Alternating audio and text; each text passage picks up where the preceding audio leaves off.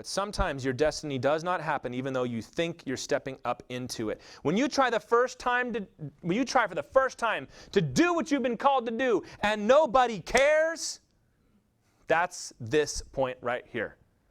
I've been called to preach and you step up and you preach for the first time. Oh, it's always painful. It's just painful for everybody involved. It's painful for you because either you know you're no good or you think you're good and you're not. And you can see everybody else like, where's the revival? Why is nobody weeping in the aisles, right? Or the first time you lead worship, even though you know you've been called, or the first time you do, you feel like, well, then I'm not going to ever do this again. That's not what the Bible teaches us, though. Consider Elijah.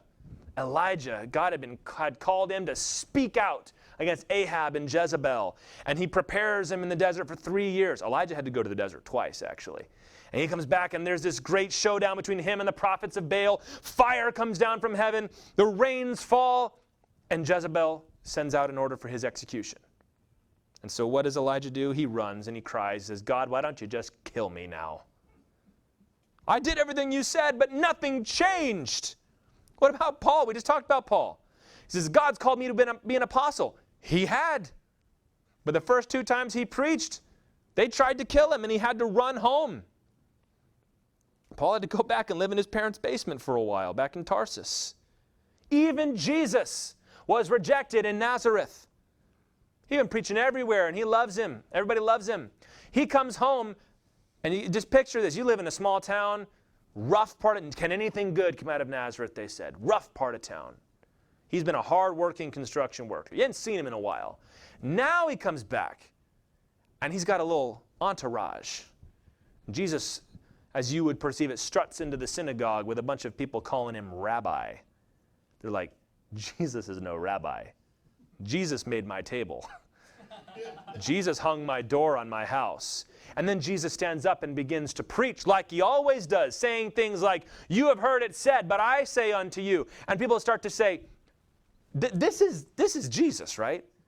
We know where his parents are. We know who his mother was. And we also kind of know that his mother had him a little early before her wedding. And was that really his father? And it says they despised him.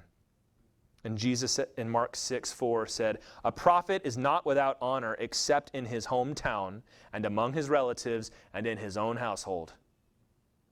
This is true. You can go out and preach and everybody loves you. You come on home. Your kids don't see you as big famous preacher guy. You're just dad.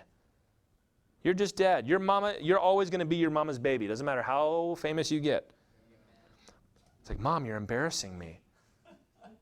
Mom, I'm kind of somebody now. She goes, oh, you can say you're somebody all you want. I carried you for 9 months and you're going to give me the respect I deserve, right? This is hard. When you step out to try and live out what God's called you to do and it doesn't work, that can lead to bitterness, man. Because bitterness is when you say, well, I know it's not God's fault. I know it's not my fault. It's their fault. They don't recognize my gifts. They don't know what they're getting. I've been giving them preaching that most people would beg to hear, and they just don't want it. I told them what they needed, and they didn't want to do it. They don't respect me. It's their fault. Or it can lead to shame, where you say, well, I know it's not God's fault. Can't be their fault. It must just be my fault. And now you turn inward on yourself, and it's just shameful. You're like Elijah. Lord, I'm the only, just kill me. Just please kill me, Lord. You know what? It's time for the rapture now. No one else is ever going to believe because you called me and I'm no good. It can even just lead to quitting. That's when you do blame God. They didn't do nothing wrong. I didn't do nothing wrong. You got me into this mess, Lord. I'm not doing that again. That's quitting. But you've got to be honest with yourself. Moses wasn't ready.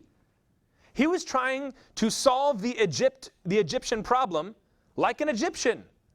He was trying to solve the problem of violence against Israel by violence against Egypt. He's just duplicating sin on top of sin. And then he's going to kill this Egyptian and then go tell this guy to stop hitting his brother? They saw right through that. You hypocrite. You're going to tell me you killed that guy yesterday. I don't want to hear that from you. He wasn't ready. Paul wasn't ready. John Wesley wasn't ready the first time he went out to become a missionary in Georgia. He had already gone through the Holy Club with Whitefield and his brother and all these amazing things, and people thought something of John Wesley. I'm going to go plant a church in Georgia. Didn't work. Nobody listened to him. He went home in debt, disgraced, bitter, and angry.